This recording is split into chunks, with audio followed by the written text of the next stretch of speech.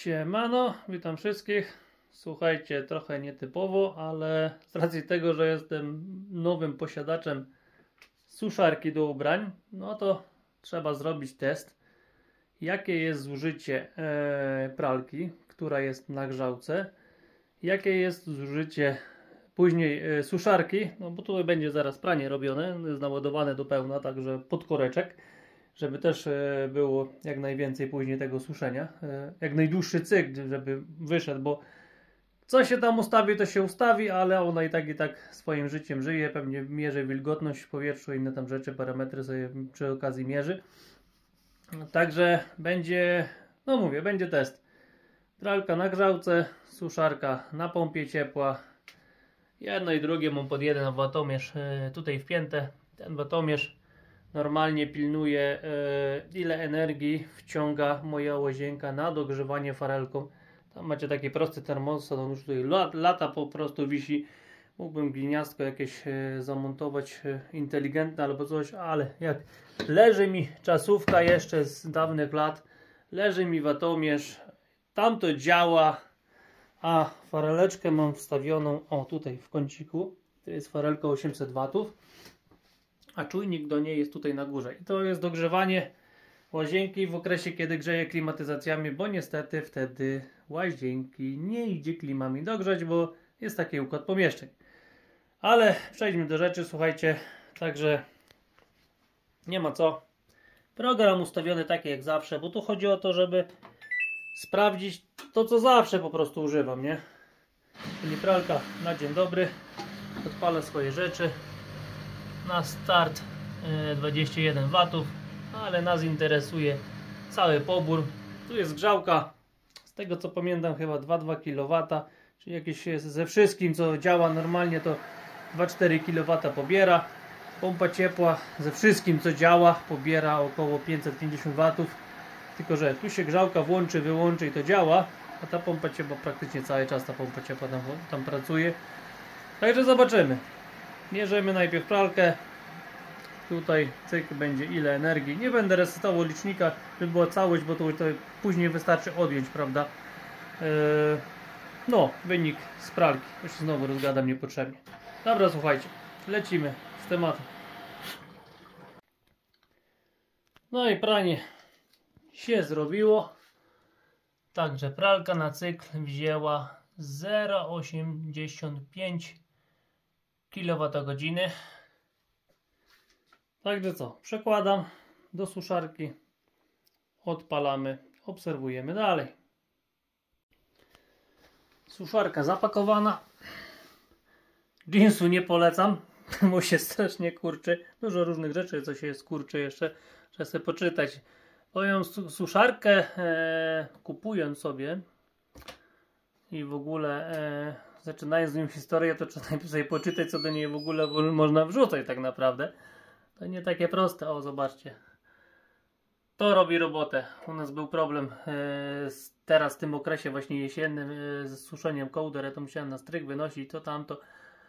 A teraz to jest majątek normalnie. No wiecie, że jak kołder nie dosuszę, to później do kobiety można narobić sobie. Tam nic nie zamieszkało. Program trwa chyba 4 godziny i kręci się, o właśnie 4,52, ale około 4 godzin suszyło. Ale to robotę robi dużo. Powiem tak, na początku latałem na tym mieszane, ale żona stwierdziła, o zapomniałem, jeszcze muszę gdzieś znaleźć jeszcze piłki. Tu trzeba wrzucić do środka, wtedy to pranie nie jest takie zbite.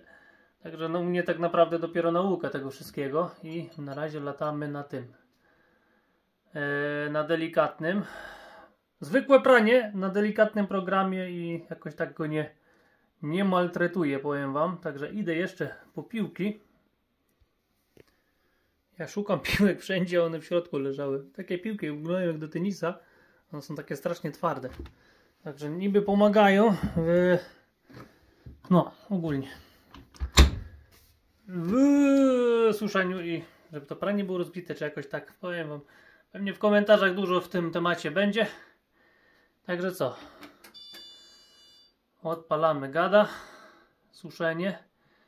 I zaraz jak się uruchomi, powiem wam, musicie być przygotowani na jedną rzecz przy suszarce. że to nie jest ciche urządzenie.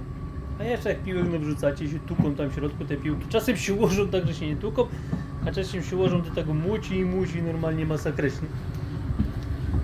Także kręci. W środku ładnie.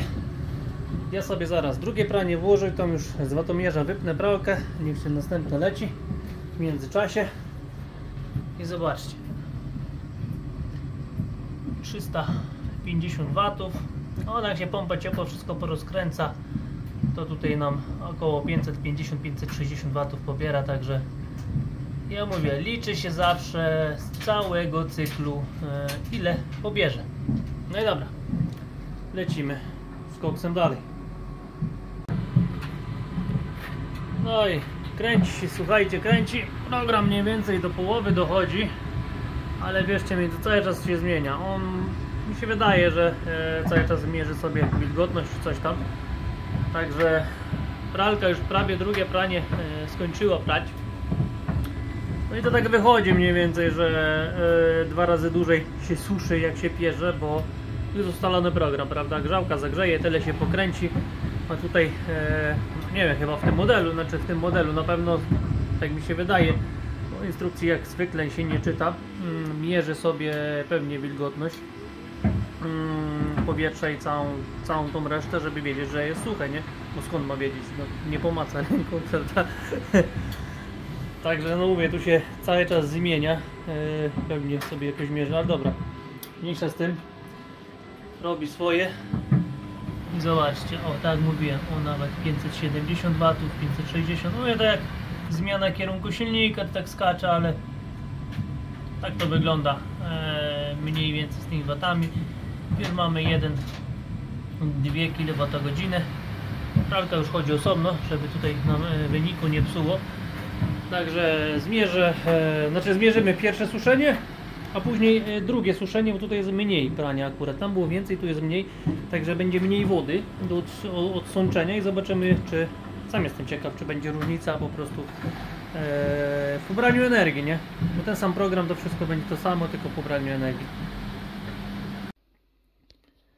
I mamy koniec cyklu. Ło. Ale tu fajne, ciepłe pranko, fajne.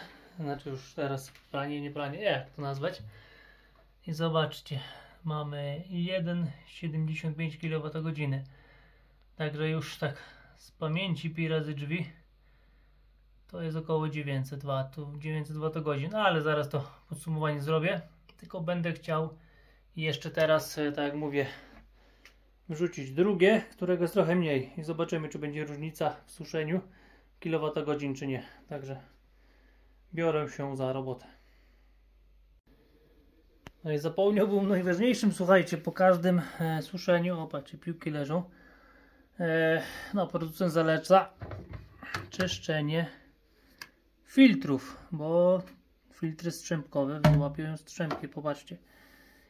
I to jest któręś raz już suszone i dalej wyciąga te strzępki, także ja nie wiem, czy z tych ubrań niedługo nic nie zostanie, jakby się za każdym razem wyciągać. Tutaj mamy jeden filtr, tutaj mamy drugi filtr, o, ten już jest mniej zawalony. Tutaj to nam idzie, zobaczcie, tu jest, moment, tu jest właśnie od pompy ciepła to całe nagrzewanie. Już widzę, że trzeba będzie iść też poodkurzać, bo zaczynają się lamele zapychać. Także trzeba będzie wziąć odkurzyć. No takie urządzenie dosyć obsługowe jest, jakby się komuś wydawało, że tylko nawrzucać i nie nawrzucać. No i trzecia sprawa jeszcze, właśnie, nie wiem ile tej wody tu jest. O, jest, patrzcie tu. O, bo mi zaraz to fiku zrobi. Zobaczcie, ile się z tego prania wody nazbierało. Czy to będzie widać dobrze? Nie, tak nie za bardzo. No jest sporo, powiem wam, jest sporo wody, a ta cała wilgoć zawsze wychodziła na dom. Także biorę się za czyszczenie tych filtrów, idę poodkurzać, żeby poodkurzać tam jeszcze. Powiem wam, nie wiem ile cykli zrobiłem, ale jak widzę, że tam jest po prostu już nawalony, to trzeba to zapobiegawczo, bo później zapcha nam te lamele. No i tyle, i pompa ciepła będzie grzała, ale przepływu powietrza nie będzie i będzie tylko problem. Także do roboty.